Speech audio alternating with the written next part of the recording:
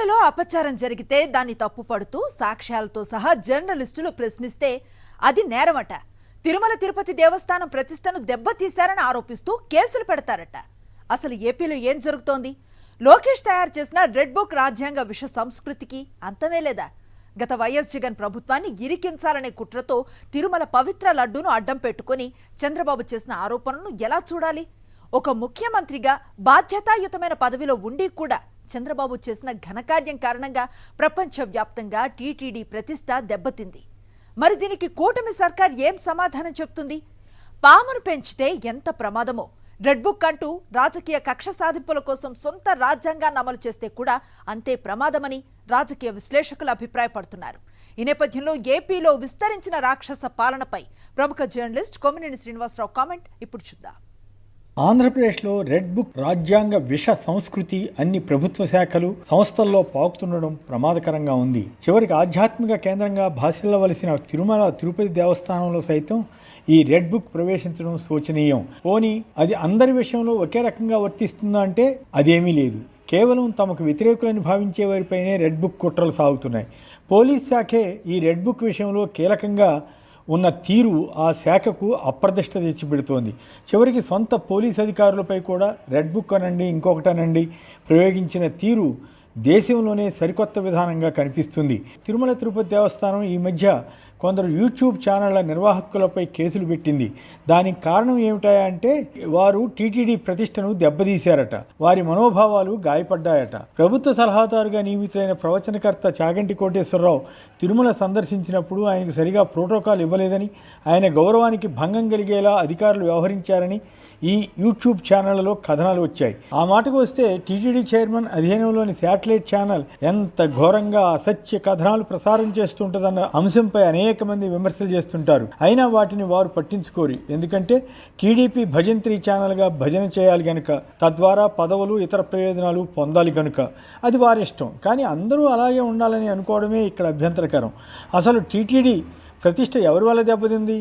దాని గురించి చెప్పగలిగే ధైర్యం టీటీడీకి ఉందా? దేవస్థానాన్ని అడ్డుపెట్టుకుని దిక్కుమాలిన రాజకీయం కోసం ముఖ్యమంత్రి చంద్రబాబు నాయుడు చేసిన సంచలన ఆరోపణ ఏమిటి? భక్తులకు అందజేసిన పవిత్రమైన లడ్డూలో జంతు కొవ్వు కలిపిన నెయ్యి వాడారని ఆయన అన్నారు. సీఎం హోదాలో అసలు అలా చెప్పవచ్చా?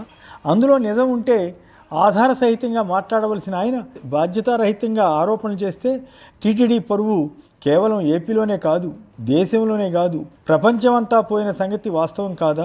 కోట్లాది హిందువులు ఏ దేశంలో ఉన్నా అంతా బాధపడ్డారా లేదా? తీరా చూస్తే ఆయనే మళ్ళీ మాట మార్చారు. సిట్ అని, సిబిఐ అని రకరకాలుగా విచారణలు అన్నారు. వాటి సంగతి ఏమైందో తెలీదు. టీటీడీ ఈవో శ్యామలరావు ఒకసారి లడ్డూలో కల్తీ జరగలేదని తొలుత చెప్పి ఆ తర్వాత చంద్రబాబుకు వంతపాడేలా మాట్లాడినప్పుడు తిరుమల తిరుపతి దేవస్థానం పరువు పోలేదా? వారిపై టీటీడీ కేసులు పెడుతోందా?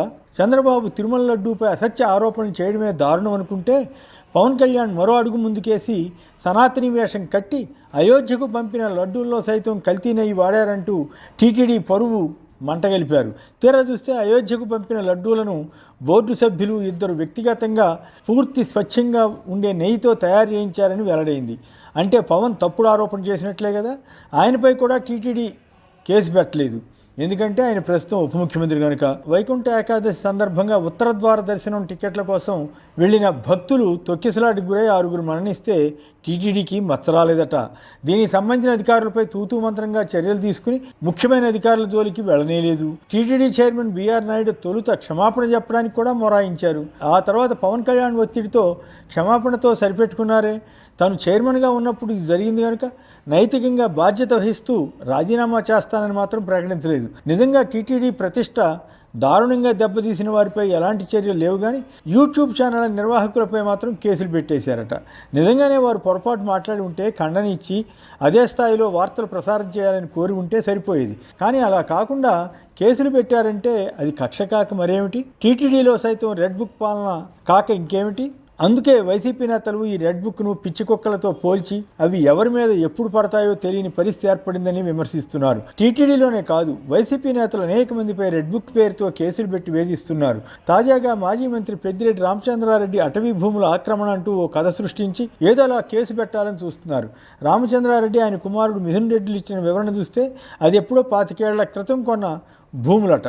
వాస్తవం ఉన్నా లేకపోయినా రెడ్ బుక్ ప్రకారం కేసులు పెట్టడానికి ఎల్లో మీడియా, ఈనాడు, ఆంధ్రజ్యోతి వంటివి నిత్యం ప్రభుత్వాన్ని ఉసిగొల్పుతున్నాయి. రెడ్ బుక్ సృష్టికర్త లోకేష్ అయినా కొన్ని విషయాలు మర్చిపోతారేమో కానీ ఈ ఎల్లో మీడియా మాత్రం తమ కక్షలు తీర్చుకోవడానికి పూర్తిగా వాడుకునే పనిలో ఉంది. వీరి వ్యవహార శైలి చంద్రబాబు, పవన్ కళ్యాణ్లు ఇచ్చిన సూపర్ 6 హామీల అమలు వైఫల్యాల నుంచి డైవర్ట్ చేయడానికి చేసే ప్రయత్నంగా ఒకవైపు కనిపిస్తుంది. ప్రభుత్వాన్ని వీరే నడుపుతున్నట్లుగా ఇష్టారాజ్యంగా వైసీపీ వారిపై, తమకు గిట్టని వారిపై మరోవైపు వీరు కథనాలు రాస్తుంటారు. ఇలా తప్పుడు కేసులు పెట్టించడమే కొనసాగిస్తే అదే రెడ్ బుక్ కూటమి నేతల మెడలకు కూడా ఎప్పుడో ఒకప్పుడు చుట్టుకునే అవకాశం ఉంటుంది. పామును పెంచితే ఎంత ప్రమాదమో రెడ్ బుక్ అంటూ సొంత రాజ్యాంగాన్ని అమలు చేస్తే కూడా అంత ప్రమాదం అన్న సంగతిని కూటమి నేతలు ఎప్పటికీ గుర్తిస్తారో.